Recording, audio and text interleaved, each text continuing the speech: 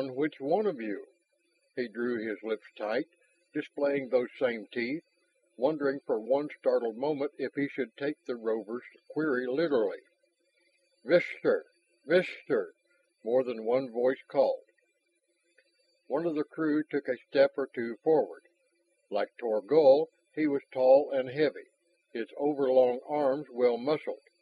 There were scars on his forearms, the seam of one up his jaw.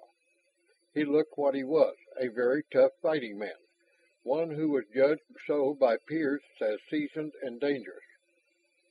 "Do you choose to prove your words on Visitor Fish?"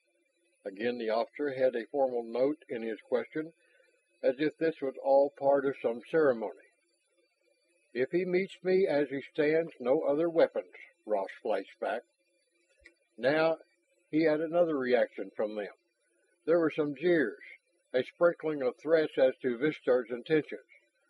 But Ross caught also the fact that two or three of them had gone silent and were eyeing him in a new and more searching fashion, and that Torgol was one of those. Vistar laughed. "Well said, Fish. So be it."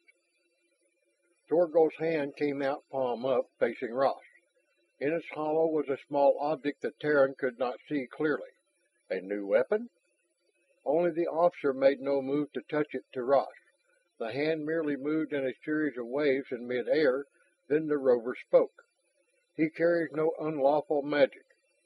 Vistar nodded. "He's no Foana. And what need have I to fear the spells of any coast crawler? I am Vistar." Again the yells of his supporters arose in hearty answer. The statement held more complete and quiet confidence than any wordly boast. "And I am Ross Murdoch." The Terran matched the rover tone for tone. "But does a fish swim with its fins bound to its sides? Or does Vistar fear a free fish too greatly to face one?" His taunt brought the result Ross wanted. The ties were cut from behind, to flutter down as withered, useless strings. Ross flexed his arms.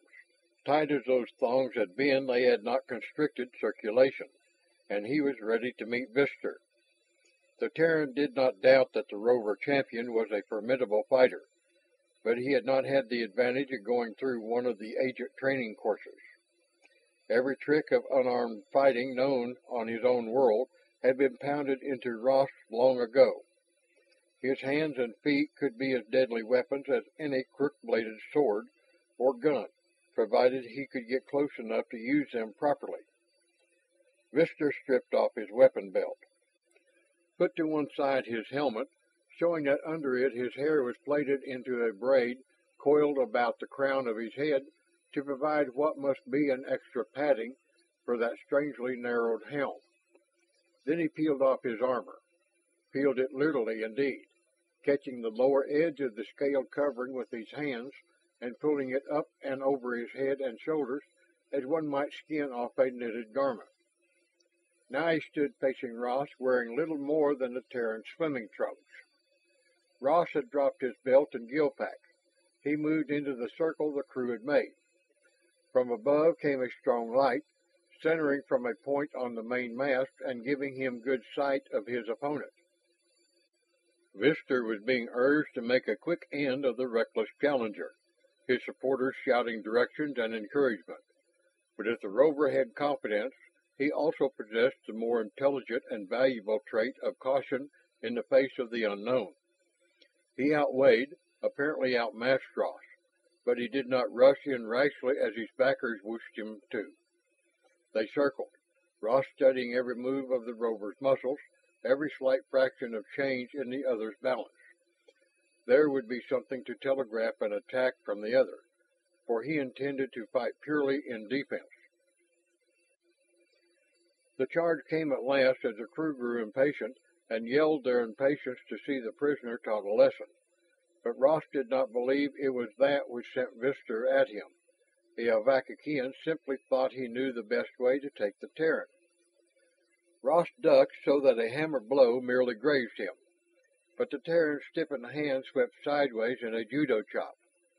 Vistar gave a whooping cry and went to his knees, and Ross swung again, sending the rover flat to the deck. It had been quick, but not so vicious as it might have been. The Terran had no desire to kill or even disable Visitor for more than a few minutes. His victim would carry a couple of aching bruises and perhaps a hearty respect for a new mode of fighting from this encounter. He could have as easily been dead had either of those blows landed other than where Ross chose to plant them. Ah! The Terran swung around, setting his back to the foot of the mast. Had he guessed wrong? With their chosen champion down, would the crew now rush him? He had gambled on the element of fair play, which existed in a primitive Terran warrior society after a man-to-man challenge. But he could be wrong. Ross waited tense. Just let one of them pull a weapon and it could be his end. Two of them were aiding Vistar to his feet. The rover's breath whistled in and out of him with that same whooping, and both of his hands rose unsteadily to his chest. The majority of his fellows stared from him to the slighter Terran as if unable to believe the evidence of their eyes. Torgal gathered up from the deck the belt and gill pack Ross had shed in preparation for the fight. He turned the belt around over his forearm until the empty knife sheath was uppermost. One of the crew came forward and slammed back into its proper place the long diver's knife, which had been there when Ross was captured. Then the rover offered belt and gill pack to Ross. The Terran relaxed. His gamble had paid off. By the present signs, he had won his freedom. And my swordsman? As he buckled on the belt, Ross nodded at Locust, still lying bound where they had pushed him at the beginning of the fight. He is sworn to you? Torgal asked. He is. Loose the coast rat then, the rover ordered. Now, tell me, stranger, what manner of man are you? Do you come from the Foana after all? You have a magic which is not our magic. Since the stone of Puka did not reveal it on you, are you from the Shades? His fingers moved in the same sign Locust had made before Karawa. Ross gave his chosen explanation. I am from the sea, Captain. As for the Foana, they are no friend to me, since they hold captive in their keep one who is my brother kin. Torgal stared him up and down. You say you are from the sea? I have been a rover since I was able to stumble on my 2 feet across the deck, after the manner and custom of my people. Yet I have never seen your like before.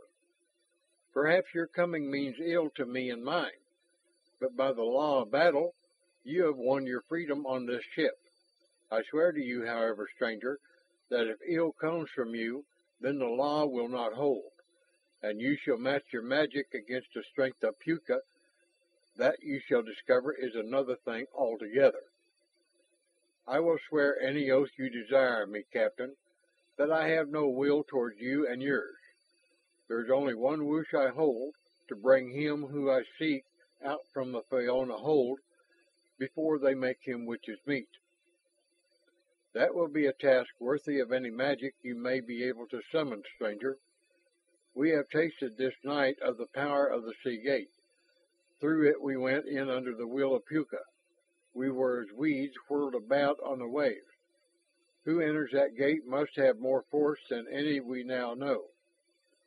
And you too then have a score to settle with the Foana. We have a score against the Foana, or against their magic, Torgal admitted. 3 ships, 1 island faring, are gone as if they never were.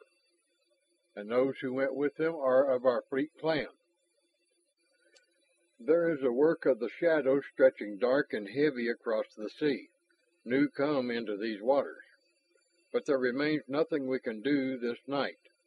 We have been lucky to win to sea again. Now, stranger, what shall we do with you? Or will you take to the sea again, since you name it as home? Not here, Ross countered swiftly. He must gain some idea of where they might be in relation to the island. How far from its shore? Karawa and the dolphins, what had happened to them? You took no other prisoners? Ross had to ask. There were more of you? Torgal countered. Yes. No need to say how many, Ross decided. We saw no others.